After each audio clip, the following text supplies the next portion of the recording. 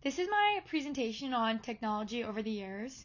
My name is Sarah McTiernan, and I decided to make my slides really relevant to radio, TV, and computers in the eyes of my dad, which is who I interviewed for the activity earlier this week, and his name is Paul, so I reference him quite a bit throughout this project. An Age of New Technology is my second slide, and I chose to name it this because I feel like as I grew up, technology was super important and relevant in my own home. My brother always used laptops, and my dad used laptops for work and like school.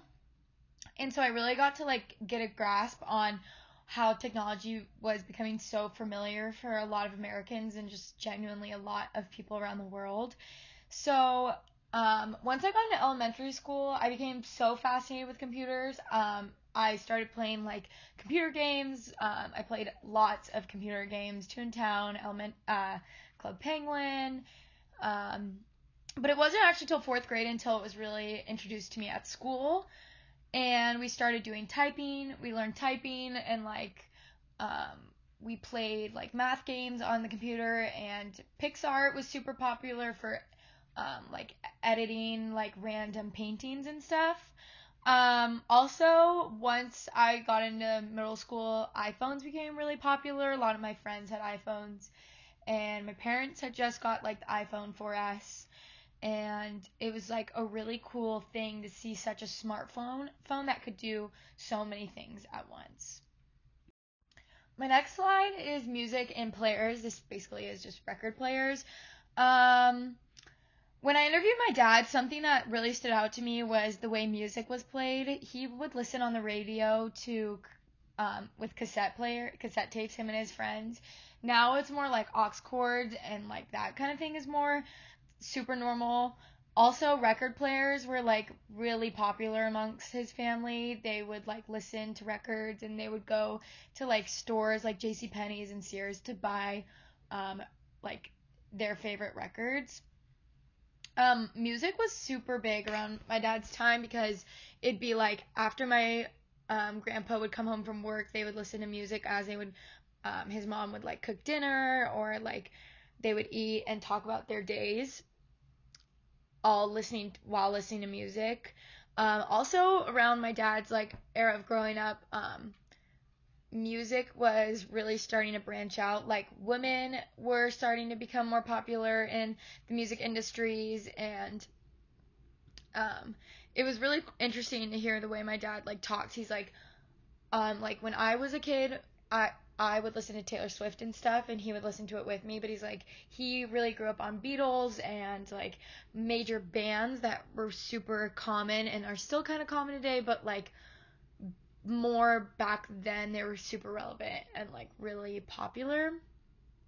Um, he also said like the way we listen to music is much more accessible. It's literally at our fingertips. I know that sounds cliche, but like our phones and like have Apple Music or Spotify, and none of that was really a thing. And he's also related it to how podcasts became really popular with like smartphones and like music, and maybe people don't listen to music as much because they would rather listen to podcasts.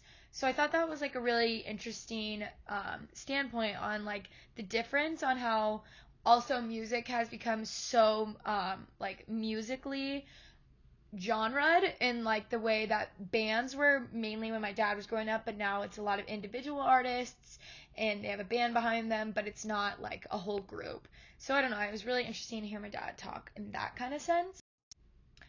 As for TV's evolution, my dad said he would have a TV, but the way they would listen to media and like the news, my dad would come home after school and he would watch his like like Nickelodeon shows and like kind of the kid shows.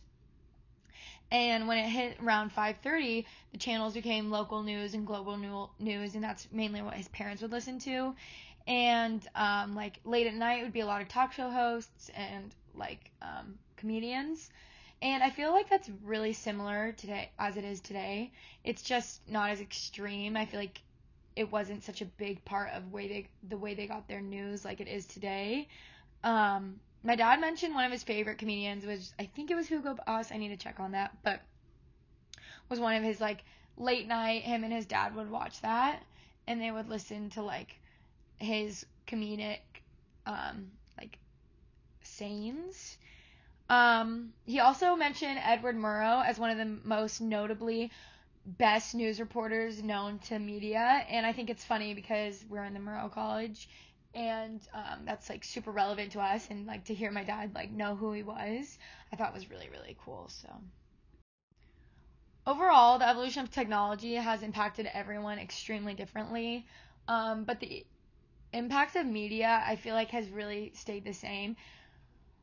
If you're a lot older now, I feel like you would get a lot of your media from news casts on radios, but I feel like that has changed completely in the sense of social media is where a lot of people are finding their news and finding their like everyday local global news. It's not really like you turn on the news at 6 o'clock and listen to it for a lot of people anymore. It's more like, oh, let's go look at a newscast on our phone, or something we missed is on YouTube, and it's everything you can trace back to what the media said, basically. As for like music and like record players, those really kind of went out of business, and I think that um, my dad mentioned JCPenney and Sears as one of the biggest retail stores where he got his record players. And I noticed that these stores are not really as popular anymore. And so I kind of left the question, like, maybe once the record players kind of went out of business and smartphones became introduced, did these sales make the stores go out of business? I think it's like really interesting to see the evolution of the way people used to access their media or their news in such different lights than we do today. So it was really interesting to listen to my dad and the way he talked about his growing up.